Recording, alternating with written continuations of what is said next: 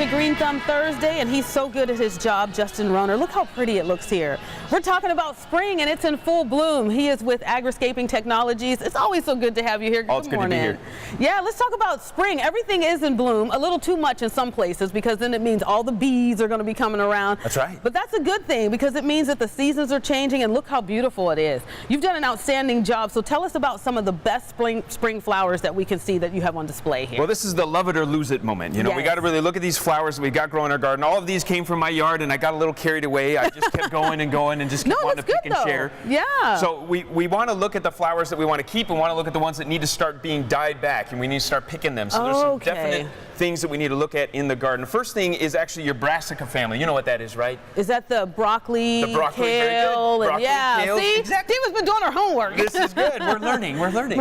So with the brassicas, it's like your cauliflowers, your broccolis. This is a cauliflower. This is what it starts to look like before it actually flowers. So it'll be that cool looking dense cauliflower. Wow. It looks kind of like coral as it starts to grow up. Yeah, it looks like it belongs in water under the sea or something. Yeah. Kind of fun, and it's a great little add to the garden. Makes a nice texture. But as it grows, it actually blooms into this yellow flower right here. Beautiful. So this is actually the flower, and this, just like its predecessor, just like its buds, it's edible, and it's one of the sweetest, one of my favorite flowers in the garden this time of year. Oh. So we're gonna love it by losing it. No, let's keep eat these it. guys. Oh, we're gonna eat them. We're going to eat them.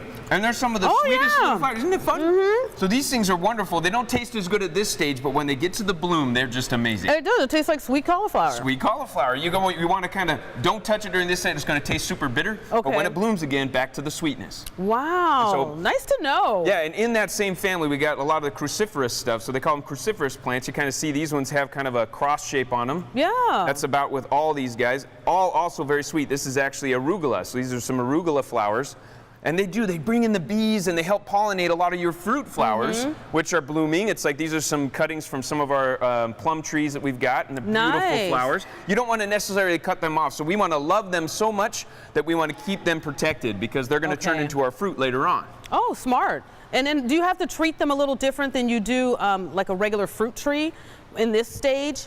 Well, these ones that I trimmed off, I basically trimmed off the branches that were hanging down. Below 90 degrees, I'm trimming those ones off because I'm going to end up having to prune those off because they might tear and damage my tree as the fruit grows. Okay, it gets too heavy. Exactly. So I'm going to cut those ones that are really drooping down. I'm going to cut, like that's what I did with some of these peach and pear branches as well. They were hanging down. The apples, they were hanging down. So that's another key thing. When spring comes, you really do have to trim it up a little bit more because things are so much in bloom. Exactly. And when you do that, it invigorates the other growth. It helps increase the size of each of the fruits that you get, those kind of things. Pansies is another one. Where did I put those pansies? They're somewhere around here. I don't They're know. right You here in front of me. all these flowers so pretty. I'm not sure which one is which. Yeah, these are the pansies right here. This is another great edible flower. This is one of those that you are going to need to start losing this one, and it's actually a good idea. So you lose it, you pick them off, and you eat these guys, and then what'll happen is that as you pick it off, it invigorates more flower growth. So if you want more flowers in varieties like this, you want to pinch them off. Roses, same kind of thing. You want to break those off. Petunias, also an edible flower. We got a whole list of edible flowers online. Look how if you guys pretty want to see that those. is.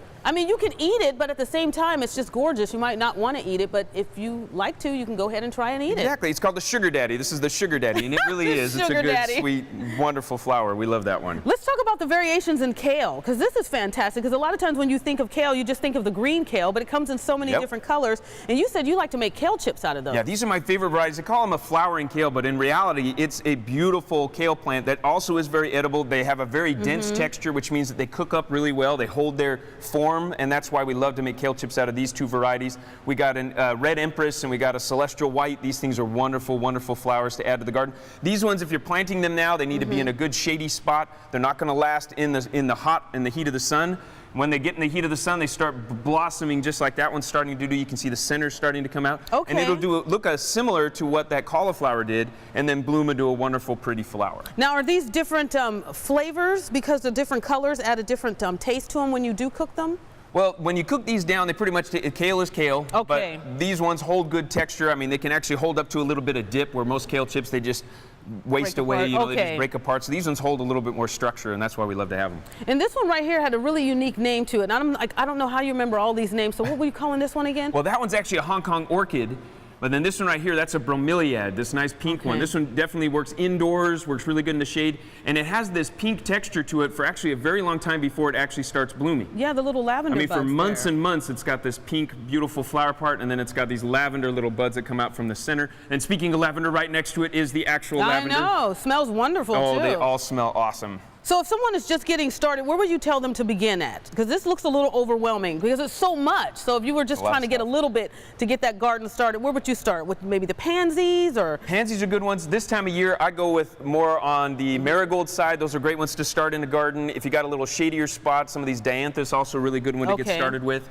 The sunflowers, you can start planting sunflowers right now. So we're warm enough that those sunflowers will start growing. It's a great thing to put in the backdrop of something. And it looks beautiful. It does. It looks amazing. Justin, fantastic information. It is spring, so get out there and start planting stuff and watch it just grow and be beautiful and full bloom. Don't go anywhere. When we come back, we're going to have more information for you with those crazy celebrities in Group Scoop.